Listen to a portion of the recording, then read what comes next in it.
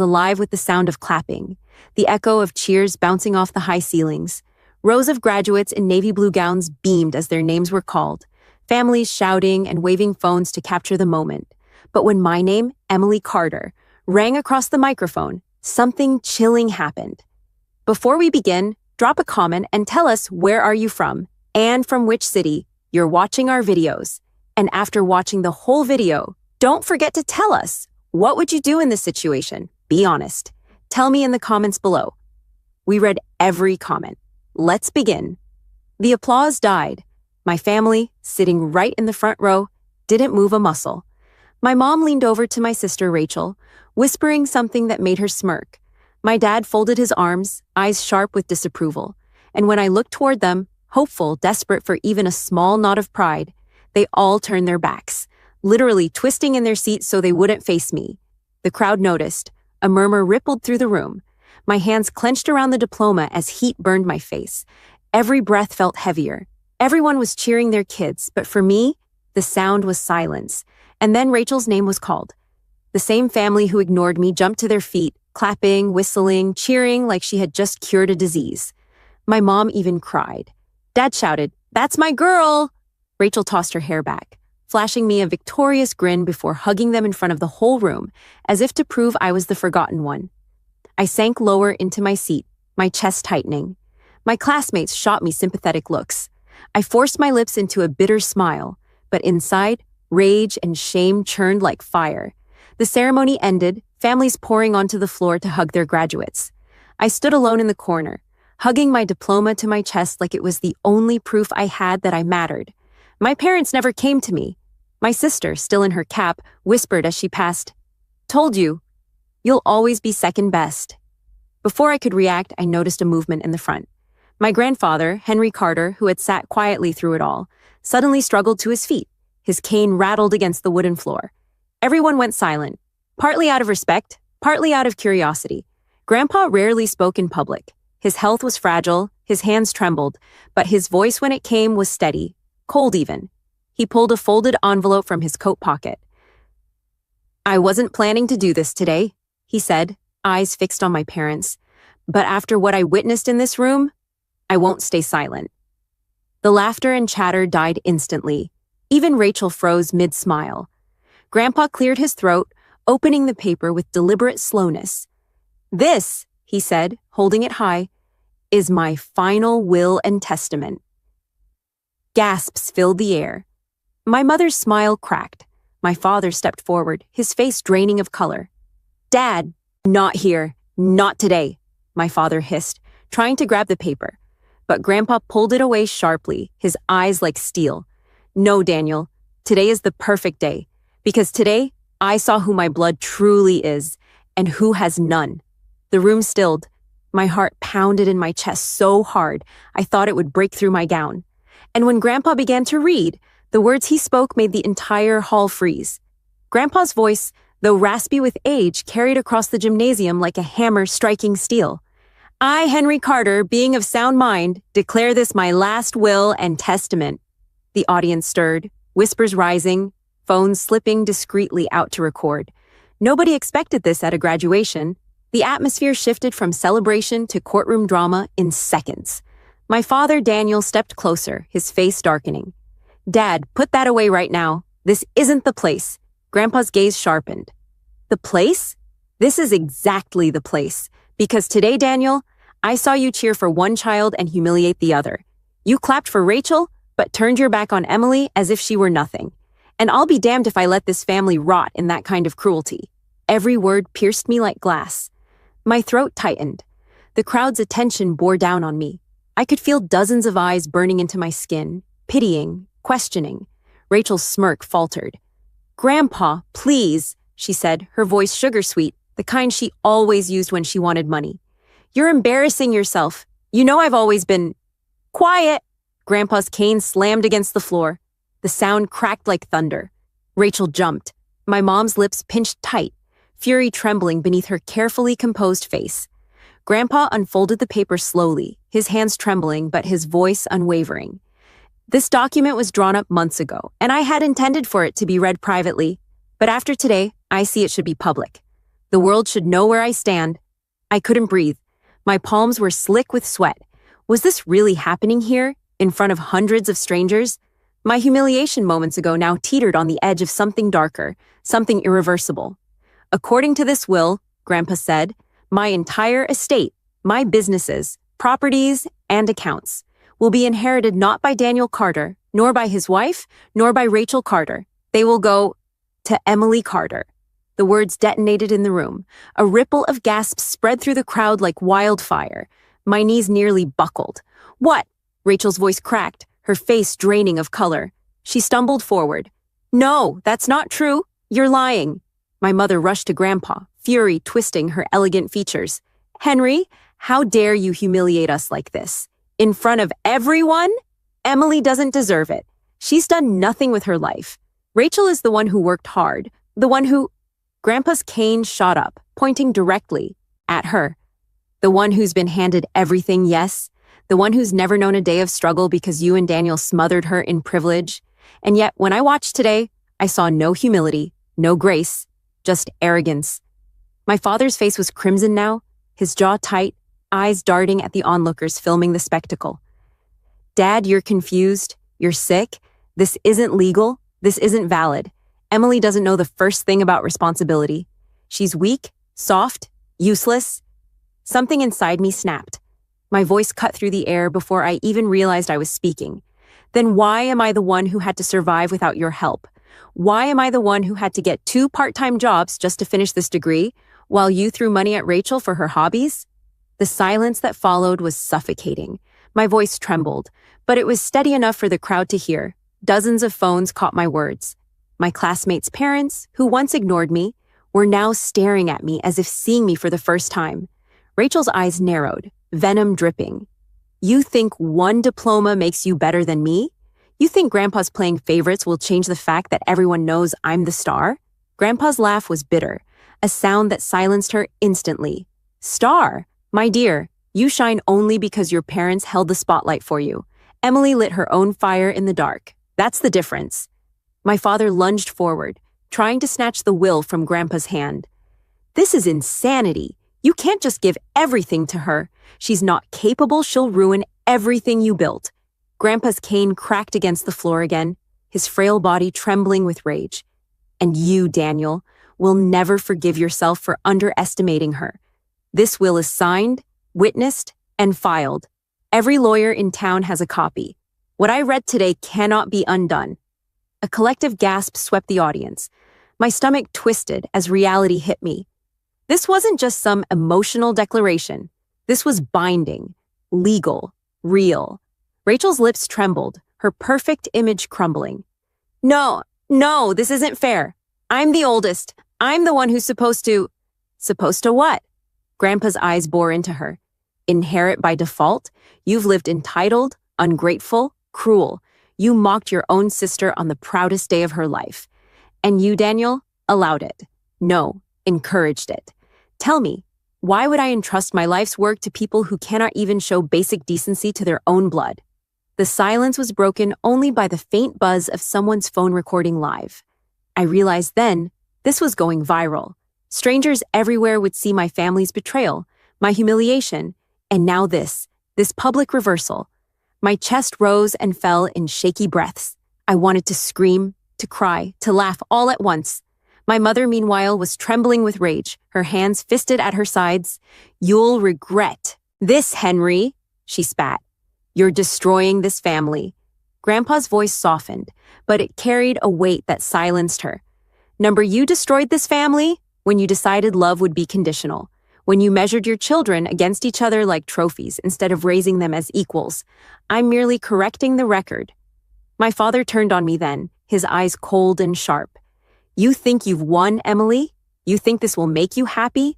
You'll never handle it. You'll fail, and when you do, we'll be there to watch. For a moment, his words stung. But then I looked at Grandpa, frail but standing for me when no one else had, and I felt a surge of strength. My voice steadied. Maybe I will fail, I said. Maybe I'll fall flat on my face, but at least I'll know it's mine. My effort, my struggle, my life, not handed down like a crown for being the favorite. The room erupted, not with applause, but with the buzzing energy of people stunned, whispering, recording. My father's face burned red. Rachel's tears streaked her makeup, and my mother clutched her purse like it was her last shield. Grandpa folded the paper back into his coat. "It's decided," he said firmly. "The world now knows the truth. Emily is my heir." The weight of those words crushed the room in silence. For the first time in years, I didn't feel invisible. But deep inside, I also knew. This was only the beginning. The graduation ceremony ended, but the weight of what had happened clung to every corner of that gym like smoke after a fire. Students hugged their families, laughter filled the air, cameras flashed, but wherever I went, eyes followed me. Some looked at me with pity, others with awe, and many with curiosity. I was no longer just Emily Carter, the forgotten daughter. I was the girl whose grandfather had just shaken her entire family's foundation in front of hundreds of witnesses. As I walked outside, clutching my diploma with trembling hands, I saw my parents and Rachel huddled together near their SUV. Their expressions were twisted, raw with fury. My mother's lipstick smudged where she'd bitten her lip, Rachel's mascara streaked her face, and my father's jaw worked as if he were chewing broken glass. "Emily," he barked when he saw me. His voice wasn't just angry, it was venomous. "Get in the car, now." For a split second, I thought about running the other way, but my grandfather's frail figure appeared behind me, his hand gripping my shoulder. "Don't you dare," he muttered into my ear, his voice low but firm. "You walk with your head high. They've taken enough from you." I inhaled sharply, straightened my back, and walked past them. Rachel hissed under her breath. "This isn't over." Inside the house later that night, the storm exploded. My parents didn't wait to sit me down or talk calmly. As soon as the door shut, my father's voice thundered through the foyer. "What the hell did you pull today?" "Me?" I spun on him, my voice breaking with disbelief. "I didn't do anything. It was Grandpa." "Don't play innocent," my mother shrieked, throwing her purse onto the counter so hard it knocked over a vase. "You've poisoned him somehow. Manipulated him in his old age. You think we don't know how you've been sneaking around, trying to look like the victim while Rachel what?" I snapped. "While Rachel gets everything handed to her? While she mocks me at every chance she gets? I didn't ask for this, Mom. I didn't even know about it." Rachel stormed in, her face blotchy from crying, but her voice sharp as a knife. "You liar. You've always been jealous. And now you think you've won. But you won't last a month with what Grandpa's given you. You'll crumble. You'll beg us to take it back." I clenched my fists so tight my nails bit into my palms. At least if I crumble, it'll be because of my own mistakes, not because someone else cleaned up my mess. Rachel lunged at me, but my father caught her arm. He wasn't stopping her for my sake. He was saving her image. He turned his glare back on me. "You don't understand what you've done, Emily. It doesn't just give you money. It gives you power. Businesses, properties, accounts, responsibilities you can't even comprehend. You're going to ruin everything. And when you do, the Carters will be a laughingstock. Is that what you want? To destroy the family name?" Something inside me shifted at his words. For years, I'd begged for scraps of acknowledgement, prayed for him to see me as more than a mistake. But now, in his anger, he'd revealed the truth. It was never about love, never about me. It was about the Carter name, the legacy he cared more about than his own daughter. I laughed, but it was hollow, bitter. "The family name? You mean the one you buried years ago when you decided Rachel was worth loving and I wasn't?" My mother gasped, her hand flying to her chest. "How dare you speak to us like this?" "No," I said, my voice trembling but growing steadier with each word. "How dare you raise me like this? I graduated today, and instead of clapping for me, you turned your backs. Do you know what that felt like? Do you even care?" For the first time, silence fell. A silence so thick it almost hurt. My parents didn't answer. They didn't have to. Their silence was my answer. Grandpa's cane tapped the floor behind us. We all turned. He stood in the doorway, pale and weak, but his eyes burned with fire. "I've heard enough," he said coldly. "Daniel, Linda, Rachel, out." My father stiffened. "Dad, you can't. Out!" Grandpa barked, his voice shaking the walls. "You've done nothing but poison this house with arrogance and cruelty. If you can't even celebrate your own child's success, Then you don't deserve to stand here. For a moment, I thought my father might strike him. His fists clenched, his face red, but then he grabbed Rachel's arm and yanked her toward the door. My mother followed, muttering curses under her breath.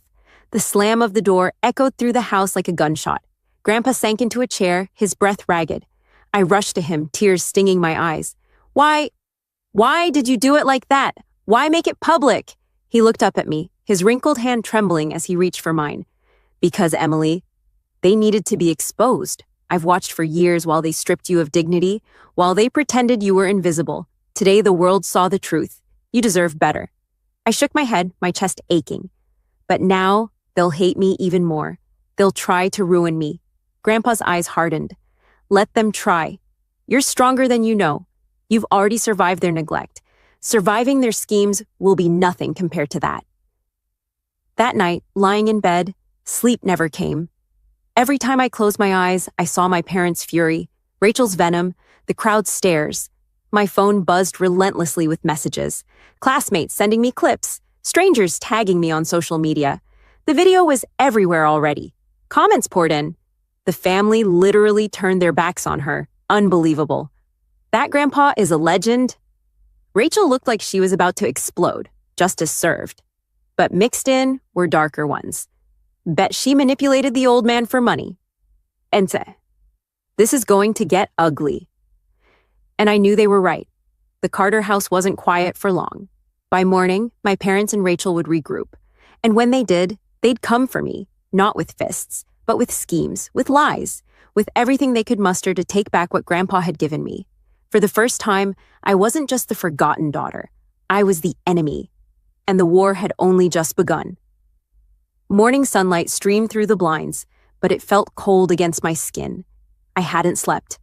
My phone buzzed again and again with missed calls, all from my father.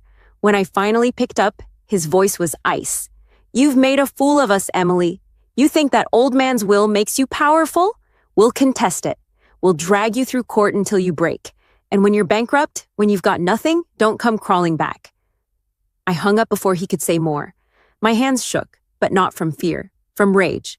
They weren't even trying to hide it anymore. They weren't family. They were predators circling what they thought was theirs. By noon, the front page of the town's news site carried my picture, standing alone at graduation, holding my diploma with the headline, "Ignored by family, saved by grandfather's will." The video of Grandpa reading it had gone viral nationwide. Suddenly, everyone knew my name. That afternoon, I found my Tsai, parents waiting outside Grandpa's house, faces twisted in fake politeness for the cameras now gathering nearby. Rachel, in designer clothes, spoke loudly enough for the reporters. We just want to help Emily transition into this responsibility. She's not ready. I stepped onto the porch, fury tightening my voice. Don't pretend to care. You didn't clap for me yesterday. You didn't hug me. You didn't even look at me. And now you want to act like protective parents? Everyone here saw the truth. Gasps rippled through the reporters. Cameras clicked. Rachel's face drained of color. Grandpa appeared beside me, gripping his cane like a weapon. Leave her, he growled. The world saw who you are. You can fight in court all you want, but every lawyer has my signature, every witness has my words. You can't erase what's already sealed. My father's mask cracked. He leaned forward, voice low but venomous. You'll regret this, Emily. You're not strong enough to fight us. For once, I didn't flinch. I met his eyes, steady and unblinking. I've been fighting you my whole life, and I'm still standing. The cameras caught it, my voice, my stance, the fire that had been buried for years. And in that moment, I knew the tide had turned. Not just because of the will, but because the world now saw me, the daughter they tried to erase. My parents and Rachel retreated, their exit hounded by flashing cameras. The crowd wasn't clapping for them anymore. That night, Grandpa and I sat in silence on the porch. The air was cool, the chaos finally distant. He placed his hand on mine, frail but steady. They'll keep coming for you, he said, but you've already won. Not because of what I left you, but because you refused to bow when they turned their backs. Tears burned my eyes. What if I fail? He smiled faintly. Then fail with dignity. Fail knowing you stood up for yourself. That's more than they'll ever have. The stars glittered above us. For the first time in years, I didn't feel invisible. I felt unshakable. My family had tried to break me with silence, but in the end, their cruelty became the